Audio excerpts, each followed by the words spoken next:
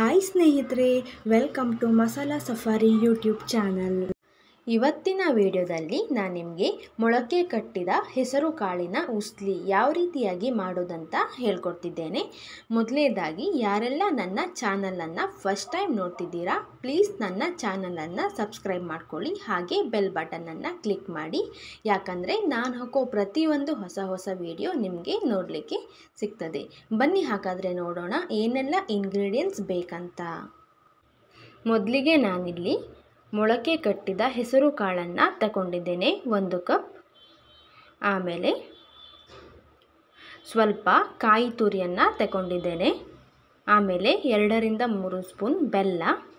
ಆಮೇಲೆ ಒಗ್ಗರಣೆಗೆ ಎಣ್ಣೆ, ಉದ್ದಿನ ಬೇಳೆ, ಸಾಸಿವೆ, ಹಾಗೆ ಹಸಿಮೆಣಸು 2, ಕರಿಬೇವು, ರುಚಿಗೆ ತಕ್ಕಷ್ಟು ಉಪ್ಪು ಮತ್ತು ಸ್ವಲ್ಪ ಅರಿಶಿನ. ಇವಾಗ ಒಲೆ ಮೇಲೆ ಒಂದು ಬಾಣಲೆಯನ್ನು ಇಟ್ಕೊಳ್ತಾ ಇದ್ದೀನಿ. ಇದಕ್ಕೆ ಇವಾಗ ಸ್ವಲ್ಪ ಆಯಿಲನ್ನು ಹಾಕ್ಕೊಳ್ತಾ ಇದ್ದೀನಿ. ಈ ಎಣ್ಣೆ ಬಿಸಿ ಆದಮೇಲೆ ಇದಕ್ಕೆ ಇವಾಗ ಸಾಸಿವೆಯನ್ನು ಹಾಕ್ಕೊಳ್ಬೇಕು. ನೆಕ್ಸ್ಟ್ ನಾನಿಲ್ಲಿ ಉದ್ದಿನ ಬೇಳೆಯನ್ನು ಹಾಕ್ಕೊಳ್ತಾ ಇದ್ದೀನಿ. ಇವಾಗ ಸ್ವಲ್ಪ ಕರಿಬೇವನ್ನು ಹಾಕ್ಕೊಳ್ಳೋಣ. ಕರಿಬೇವನ್ನು ಹಾಕ್ಕೊಂಡು ಚೆನ್ನಾಗಿ ಫ್ರೈ ಮಾಡ್ಕೊಳ್ಳೋಣ. ನೆಕ್ಸ್ಟ್ ನಾನಿಲ್ಲಿ ಇದಕ್ಕೆ ಹಸಿಮೆಣಸನ್ನು ಹಾಕ್ಕೊಳ್ತಾ ಇದ್ದೀನಿ. ಹಸಿಮೆಣಸು ಹಾಕ್ಕೊಂಡು ಚೆನ್ನಾಗಿ ಫ್ರೈ ಮಾಡ್ಕೊಳ್ಬೇಕು. ಗ್ಯಾಸನ್ನು ಸ್ಲೋ ಫ್ಲೇಮಲ್ಲೇ ಇಟ್ಕೊಳ್ಳಿ. ನೆಕ್ಸ್ಟ್ ನಾನಿಲ್ಲಿ ಮೊಳಕೆ ಕಟ್ಟಿದ ಹೆಸರು ಕಾಳನ್ನು ತಗೊಂಡಿದ್ದೀನಿ. ಇದನ್ನು ಇವಾಗ ಚೆನ್ನಾಗಿ ಫ್ರೈ ಮಾಡ್ಕೊಳ್ಳೋಣ.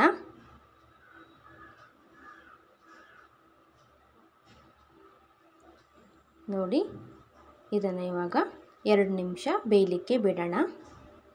ಸ್ವಲ್ಪ ಹೊತ್ತು ಬೆಂದರೆ ಸಾಕಾಗುತ್ತೆ. ನೋಡಿ, ಇಷ್ಟು ಬೆಂದರೆ ಸಾಕಾಗುತ್ತೆ. ಇದಕ್ಕೆ ಇವಾಗ ನಾನು ಕಾಯಿ ತುರಿಯನ್ನು ಹಾಕ್ಕೊಳ್ತಾ ಇದ್ದೀನಿ. ಆಮೇಲೆ ಬೆಲ್ಲವನ್ನು ಹಾಕ್ಕೊಳ್ಳೋಣ.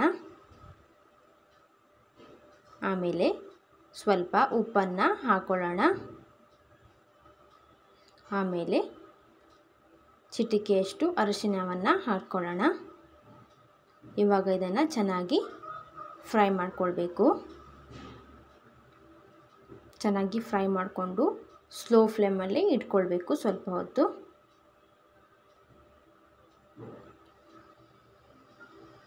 ನೋಡಿ, ಇವಾಗ ಇದು ರೆಡಿಯಾಗಿದೆ. ನೋಡಿ ಎಷ್ಟು ಚೆನ್ನಾಗಿ ಬಂದಿದೆ ಅಂತ. ಇವಾಗ ಇದನ್ನು ಸರ್ವ್ ಮಾಡ್ಕೊಳ್ಳೋಣ. ಮೊಳಕೆ ಕಟ್ಟಿದ ಹೆಸರು ಕಾಳಿನ ಉಸುಲಿ ಇವಾಗ ರೆಡಿಯಾಗಿದೆ. ನಾನು ಈ ರೆಸಿಪಿಯನ್ನು ನೈವೇದ್ಯಕ್ಕೆ ಬಳಸೋದ್ರಿಂದ ಈರುಳ್ಳಿ ಬೆಳ್ಳುಳ್ಳಿಯನ್ನು ಹಾಕಲಿಕ್ಕೆ ಹೋಗಲಿಲ್ಲ. ನೀವು ಬೇರೆ ಟೈಮಲ್ಲಿ ಮಾಡೋದಾದರೆ ಈರುಳ್ಳಿ ಬೆಳ್ಳುಳ್ಳಿಯನ್ನು ಹಾಕ್ಕೊಂಡು ಮಾಡಿ, ತುಂಬ ಚೆನ್ನಾಗಿರುತ್ತೆ.